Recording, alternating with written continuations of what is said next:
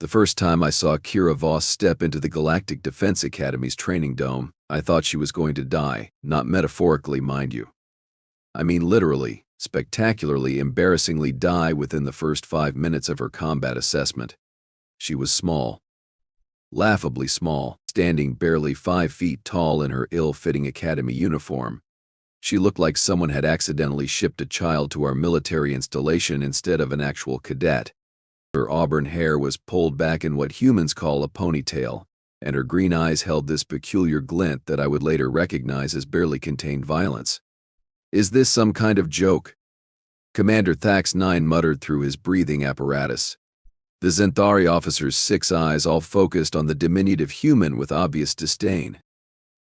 This creature is supposed to compete alongside warriors who have trained since hatching? I had to admit, the commander had a point. The other cadets in her assessment group were impressive specimens. There was Gorvak, a massive Krellian whose natural armor plating could deflect plasma bolts. Zira Prime, a Nexari whose 4 arms moved with mechanical precision. Even young Bex from the outer colony stood 7 feet tall and possessed natural camouflage abilities. Then there was Kira. Human, soft, squishy, armed with nothing but standard issue gear, and what appeared to be an absolutely unhinged grin. "Combat assessment will commence in 60 seconds, the automated system announced in its cold, mechanical voice. Cadets will face 3 waves of increasingly difficult combat scenarios. Elimination protocols are active. Medical teams are standing by." Kira cracked her knuckles. The sound echoed through the observation deck where we instructors were watching, and somehow that tiny pop of cartilage sounded more ominous than Gorvak's intimidating war roar. 10 credits says she's unconscious before the first wave ends, Lieutenant Yex whispered to me. 20 says she doesn't even make it to the first engagement, I replied. Look at her. She's practically vibrating with excitement. That's not confidence. That's terror making her shake. Oh, how wrong we were. The arena floor materialized around the cadets, creating a multi-level urban combat zone complete with buildings, cover points, and environmental hazards. Holographic civilians scattered as the first wave of combat drones emerged from concealed positions. Standard Academy protocol called for cadets to work together, using their various species' natural advantages to overcome the simulated threats. Most assessment groups spent the first few minutes organizing, establishing communication, and developing strategy. Kira Voss had other plans. 2 minutes. That's how long it took her to completely abandon any pretense of teamwork and launch herself directly at the nearest combat drone like some sort of deranged missile. The drone was a Mark VI Hunter model, designed to test reflexes and tactical thinking. It stood 8 feet tall, armed with stun weapons and programmed with combat algorithms based on actual battlefield data. These machines had taken down veteran soldiers.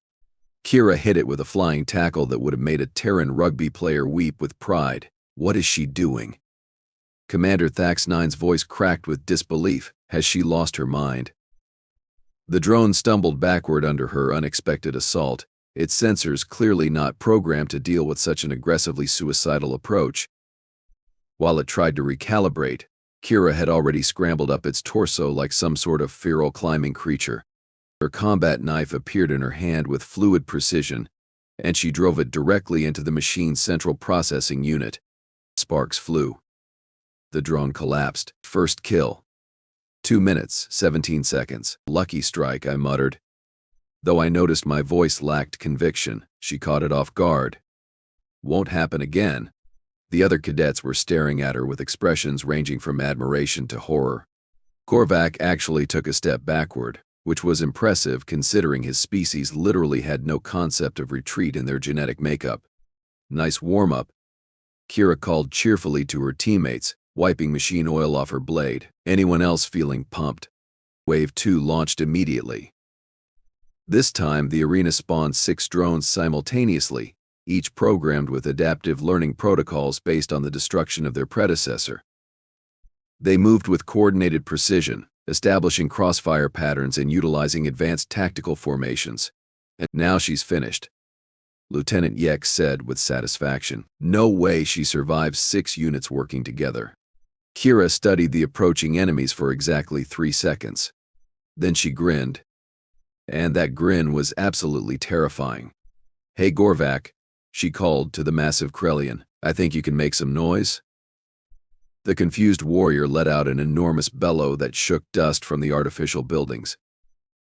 While every drone in the area turned toward the source of the sound, Kira had already vanished, not invisible, mind you.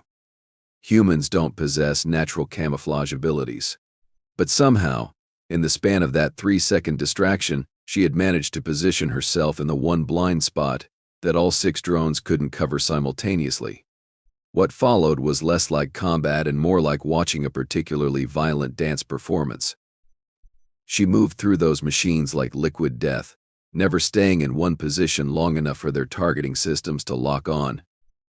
Her knife found critical components with surgical precision. When one drone adapted to her attack pattern, she improvised, grabbing a fallen piece of debris and hurling it with enough force to shatter optical sensors. "This is impossible," Commander Thax-9 breathed. "She's just one small human. How is she moving like that?" By the 15-minute mark, Wave 2 was nothing but smoking metal scattered across the arena floor. Kira stood in the center of the carnage, breathing hard but grinning like someone had just told her the galaxy's funniest joke. "Is that it?" She called up to the observation deck, "Because I'm just getting started." The silence that followed was deafening. Even the automated systems seemed to pause, as if trying to process what they had witnessed. "Initiating Wave 3, the computer finally announced, though its voice seemed slightly less confident than before. Wave 3 was where things got interesting. And by interesting, I mean absolutely, completely, horrifyingly impressive. The final wave didn't just spawn combat drones, it spawned Apex units. Military-grade war machines that were typically reserved for advanced 4th-year cadets or actual battlefield deployment. These weren't training tools, they were weapons. 3 Apex units materialized in the arena, each one standing 12 feet tall and armed with enough firepower to level a small building. Their adaptive AI was so sophisticated that they could learn and counter virtually any tactic within minutes of observation. "Stop the assessment," I said immediately, reaching for the emergency controls. "She's going to be killed." "Wait," Commander Thax-9 raised one of his 6 hands. "Look at her." Ate her. Kira wasn't running. She wasn't screaming. She wasn't even looking particularly concerned about the 3 walking death machines that were now scanning the arena for targets. Instead, she was examining her knife, testing its balance with the casual air of someone deciding which tool to use for a minor household repair. "This should be good," she muttered to herself. The first Apex unit detected her heat signature and opened fire with plasma cannons that could punch through starship armor. The blast carved a crater in the ground where she had been standing exactly 1 nanosecond earlier. Kira was already moving. What happened next defied everything we thought we knew about human capabilities. She didn't just dodge the incoming fire, she used it. Plasma bolts that missed her struck building facades, creating handholds and improvised pathways. Debris from destroyed structures became projectiles in her hands. The environment itself became her weapon. "She's using their firepower against the arena layout," Lieutenant Yex said in amazement. "She's turning their advantage into her advantage." The Apex units adapted quickly, switching to more conservative targeting protocols and coordinated movement patterns. But Kira adapted faster. She scaled a partially destroyed building using handholds created by plasma damage, launched herself onto the first unit's back, and proceeded to dismantle its weapon systems with her knife while it spun wildly trying to dislodge her. "Right in, cowboy," she whooped, clearly enjoying herself far too much for someone engaged in mortal combat.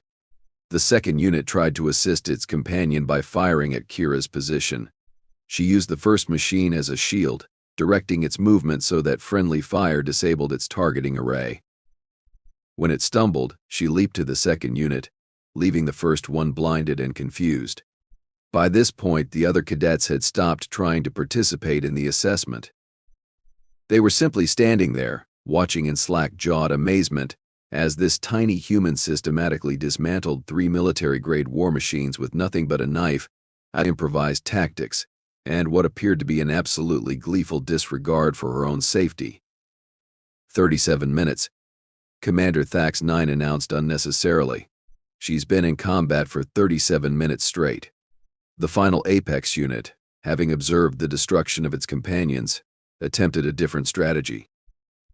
It activated emergency protocols and began charging its self-destruct sequence, that clearly programmed to deny victory to any opponent who proved too dangerous to defeat conventionally.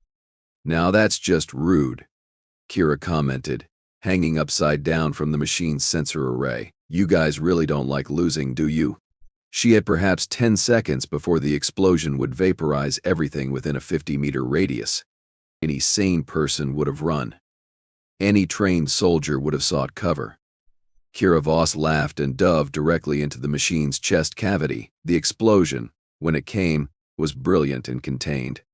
Instead of vaporizing half the arena, the blast was channeled through the unit's own internal systems, creating a spectacular but relatively harmless light show. When the smoke cleared, Kira was sitting on top of the defunct machine, her uniform singed but her grin intact. "That was fun," she announced to the stunned silence. "When do we do it again?" The arena went quiet. The automated systems seemed to be having some sort of electronic nervous breakdown, cycling through status checks and error reports. In the observation deck, nobody spoke for a long moment. Finally, Commander Thax 9 activated the communication system. "Cadet Voss," he said carefully. "Please report to debriefing immediately." "Sure thing, Commander," she replied cheerfully, hopping down from her mechanical trophy. "Should I bring anything? Like, do you guys have snacks at these debriefing things? Because I worked up quite an appetite." As she walked toward the exit, she paused next to Gorvak, who was still staring at her with something approaching religious awe. "Thanks for the distraction back there, big guy," she said, patting his armored forearm. "Teamwork makes the dream work, right?" The massive Krellian warrior, who had never shown deference to any being in his entire life, actually bowed. "It was an honor to serve alongside the Death Maiden," he rumbled respectfully. Kira blinked. "Death Maiden? Is that what we're calling me?" Because I was thinking more along the lines of slightly aggressive problem solver, but I guess Death Maiden has a nice ring to it. She shrugged and continued toward the exit, whistling what sounded like a Terran battle hymn. In the observation deck, we instructors sat in stunned silence, watching the small human disappear into the corridor. "Well," Lieutenant Yex said finally, "I think we're going to need to revise our assessment protocols." Commander Thax 9 was making notes on his tactical pad, all 6 eyes focused intently on his work. "What are you writing?" I asked. He looked up at me with an expression I had never seen on a Zenthari face before. It might have been respect. It might have been fear, probably both. "A recommendation," he said quietly. "I'm recommending that we fast-track Cadet Voss through basic training and assign her directly to advanced combat specialization. After one assessment, after watching her turn our most challenging combat scenario into what she apparently considered a recreational activity," he replied. "This human isn't just dangerous. She's strategically valuable, and if we're very lucky, she's on our side." As if summoned by our conversation, Kira's voice echoed through the facility's communication system. "Hey, is anyone going to show me where the cafeteria is? Because seriously, saving the galaxy works up an appetite, and I heard you guys have those little blue pudding things that taste like victory." Commander Thax 9 closed his eyes and took a deep breath through his breathing apparatus. "Lieutenant Yex," he said calmly, "please escort our new Death Maiden to the dining facility, and make sure she gets extra pudding." "Yes, sir," Yex replied, though he sounded like he wasn't entirely sure he wanted to be alone with humanity's newest weapon of mass destruction. After they left, I found myself alone in the observation deck, staring at the smoking remains of 3 Apex units and wondering what exactly we had gotten ourselves into. One thing was certain. The galaxy had just become a much more interesting place. 3 weeks later, I was beginning to understand why the ancient Terran military had a saying about unleashing forces beyond their control. Kira Voss hadn't just adapted to Academy life. She had systematically revolutionized it, terrified half the instructor staff, and somehow become the unofficial leader of her entire cadet class. The morning everything changed started like any other, which should have been my first warning sign. Instructor Veltam. Cadet Bex approached my desk during morning briefings, his 7-foot frame somehow managing to look nervous. "We have a situation with the Death Maiden." I sighed and set down my datapad. In the past 3 weeks, I had learned to dread any sentence that began with those particular words. What has she done now? Now, she's convinced the entire first-year class to participate in something she calls unconventional warfare training, Bex explained, his natural camouflage flickering with anxiety. "They're calling it Operation Mayhem."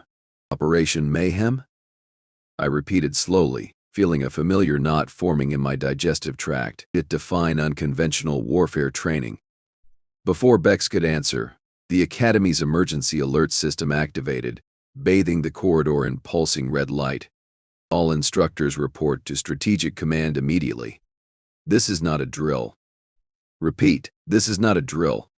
I found Commander Thax 9 in the Situation Room, surrounded by holographic displays showing what appeared to be complete chaos throughout the Academy's training sectors. His 6 eyes were darting between screens with the frantic energy of someone watching multiple disasters unfold simultaneously. "Ah, Instructor Veltam," he said without looking away from the displays. "Perfect timing. Please tell me you have some insight into human psychology, because I'm beginning to think we've accidentally recruited a tactical genius or a complete lunatic. What exactly is happening?" "Commander." He gestured to the central holographic display, which showed the Academy's main training complex. What I saw defied immediate comprehension. Every single training scenario was active simultaneously. Combat simulations, environmental challenges, strategic puzzles, survival courses, all of them running at maximum difficulty settings. All of them swarming with first-year cadets who appeared to be having the time of their lives. "She's turned the entire Academy into one massive, interconnected training exercise," Commander Thax 9 explained, his voice carrying a mixture of admiration and terror. "Somehow, your Death Maiden convinced 97 first-year cadets from 17 different species to participate in what she calls real-world tactical integration." On the screen, "Bad." I watched Gorvak and 3 Nexari cadets working together to disable a gravity manipulation puzzle while providing cover fire for a mixed group of students who were using environmental hazards to trap combat drones in an elaborate pincer movement. "This is actually quite impressive," Lieutenant Yex observed, pointing to another section of the display. "Look here. She's organized them into multi-species tactical units, each one leveraging different natural abilities to overcome challenges that were designed to be impossible for individual species to solve." "Impressive, yes," Commander Thax 9 agreed grimly. "Also completely unauthorized, potentially dangerous, and absolutely not covered by any safety protocols in our operational manual." "Where is Cadet Voss now?" I asked, though I was beginning to suspect I already knew the answer. The commander's response was interrupted by an announcement echoing through the Academy's communication system. The voice was unmistakably human, unmistakably cheerful, and unmistakably Kira, attention all participating cadets. "This is your friendly neighborhood Death Maiden speaking. Phase 2 is now active." Repeat, Phase 2 is active. Remember, people. We're not just training to pass tests here, we're training to save actual lives in actual combat situations, so let's make this count. "Phase 2? I asked weakly. Commander Thax 9 pointed to a new set of displays that were flickering to life. "She's activated the Academy's emergency response scenarios, the ones designed for senior cadets and actual military personnel." What we were watching was no longer a training exercise. It was a full-scale military simulation involving hostile boarding actions, emergency evacuation protocols, and combat scenarios that replicated actual battlefield conditions from recent galactic conflicts. "This is insane," I muttered. "Those scenarios can kill experienced soldiers. She's going to get someone hurt." "That's what I thought," Commander Thax 9 replied, manipulating the holographic controls to zoom in on individual cadet groups. "But look at the performance metrics." The data was staggering.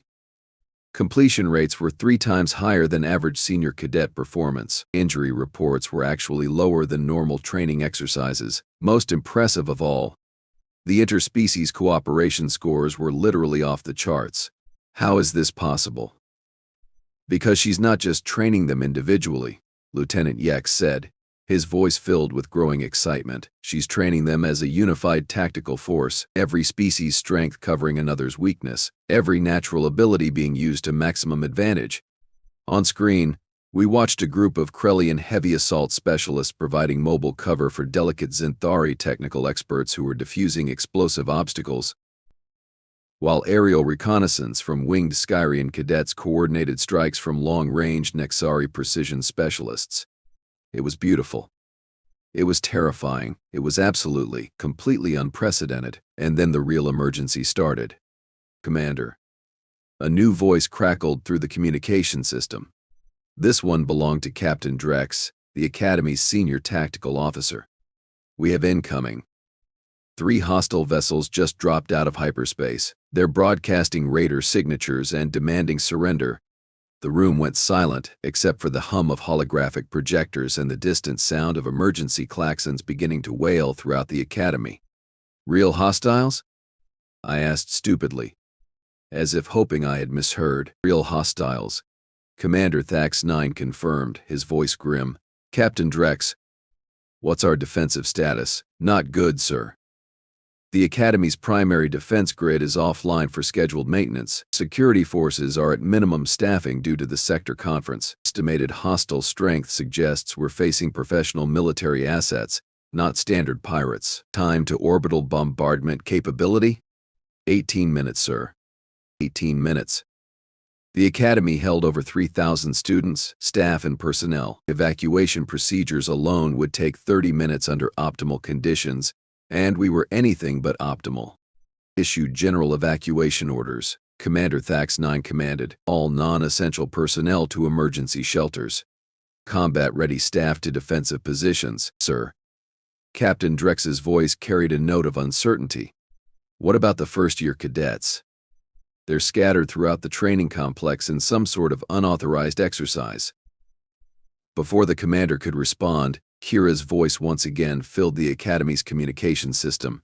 But this time, her cheerful tone had been replaced by something else entirely, something cold, focused, and absolutely deadly. All cadets, this is Death Maiden. We have real hostiles incoming. This is no longer a training exercise. I repeat, this is not a drill. Phase 3 is now active. Phase 3? I whispered. On the holographic displays, something remarkable happened. The chaotic, sprawling training exercise suddenly shifted into something else entirely. 97 first-year cadets from 17 different species moved with the precision of a veteran military unit. She planned for this. Lieutenant Yex breathed in amazement. Somehow, she actually planned for a real emergency. Combat teams took defensive positions throughout the Academy's critical infrastructure. Technical specialists began reinforcing vulnerable systems. Heavy assault units moved to intercept points. The entire first-year class had transformed into a functioning military force in under 3 minutes. How did she know? Commander Thax 9 demanded, though he was already moving toward the tactical command station. How could she possibly have known we would face actual combat? She didn't know. I realized suddenly, she prepared for everything. Her unconventional training wasn't just about passing tests. She was preparing these cadets for actual warfare. The first Raider assault shuttle breached the Academy's outer defenses 8 minutes later. What they found waiting for them was not a military academy full of frightened students and unprepared instructors. What they found was Death Maiden and her army. The boarding action lasted exactly 4 minutes and 37 seconds. I know because I was watching the tactical displays the entire time, unable to look away from what might have been the most elegantly brutal defensive action I had ever witnessed. Kira had positioned her forces with mathematical precision. Krellian heavy units funneled the raiders into kill zones where Nexari marksmen could exploit their superior accuracy. Zinthari technical specialists had rigged improvised explosive devices that created tactical advantages rather than simple destruction. Skyrian aerial units provided reconnaissance and harassment from the Academy's extensive vertical spaces. And through it all, Kira moved like a force of nature given human form. She wasn't commanding from a safe position. She was everywhere the fighting was heaviest. Her combat knife finding critical targets while her tactical instructions kept her improvised army functioning like a precision instrument. Raider boarding team neutralized, Captain Drex reported, his voice carrying obvious amazement. All hostiles down or captured. No Academy casualties. What about the remaining ships? Commander Thax-9 asked, withdrawing at maximum velocity, sir. They're broadcasting surrender requests and asking for safe passage out of the system. I stared at the tactical display showing 3 heavily armed raider vessels fleeing from a military academy that had been defended primarily by first-year students. They're running, I said unnecessarily. Professional military assessment suggests they've encountered resistance far beyond their intelligence expectations, Captain Drex explained. Simply put, sir, they're terrified.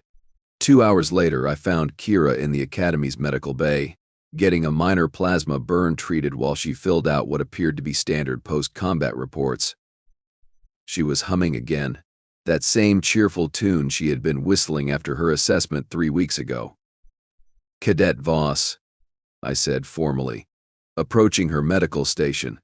Hey there, Instructor Veltam, she replied without looking up from her paperwork. Great day for unconventional learning experiences, don't you think? You saved the Academy. We saved the Academy, she corrected, finally meeting my eyes. Turns out when you give beings from different species a chance to work together instead of competing against each other, they can accomplish some pretty amazing things. You planned this entire exercise knowing we might face real combat. I planned this exercise knowing that someday, somewhere, all of these cadets are going to face real combat, she said seriously. Better they learn to trust each other and work together now, when the stakes are practice scenarios and training points, than later when people's lives depend on it. And if there hadn't been an attack? Kira grinned, and there was that familiar glint of barely contained violence in her green eyes. Then we would have had the most interesting training exercise in Academy history, and everyone would have learned something valuable about teamwork and tactical innovation. And if we hadn't been able to handle the raiders, then we would have bought enough time for the real military to arrive and handle things properly, she said simply. Either way, more people survive. That's kind of the point of all this. I studied her for a long moment, trying to understand how someone so small could possess such enormous confidence in her ability to orchestrate complex military operations. The other cadets, I said finally. They follow you without question. How do you inspire that kind of loyalty? I don't inspire loyalty, Kira replied, returning to her paperwork. I earn trust. There's a difference. Loyalty is about following someone because of who they are. Trust is about following someone because of what they do. And what do you do? She looked up at me again, and her expression was completely serious. I make sure everyone goes home alive, she said quietly. That's my job. That's always been my job. Everything else is just details. 3 months later, Cadet Kira Voss graduated first in her class and was immediately commissioned as a tactical instructor at the Academy. Her first official action was to implement a permanent interspecies cooperation program based on what the cadets now called Death Maiden protocols. Her second official action was to request assignment to the Academy's emergency response team, with the simple explanation that someone needs to be ready for the next time things get interesting. The Academy approved both requests without hesitation. After all, when you accidentally recruit a human who can turn 97 terrified students into an effective military force in 3 weeks, and who considers actual combat to be a learning opportunity, you give them whatever they want and try very hard to stay on their good side. Because the galaxy is a dangerous place, and sometimes the best way to survive it is to have a Death Maiden watching your back, even if she's only 5 feet tall and thinks war is recreational activity.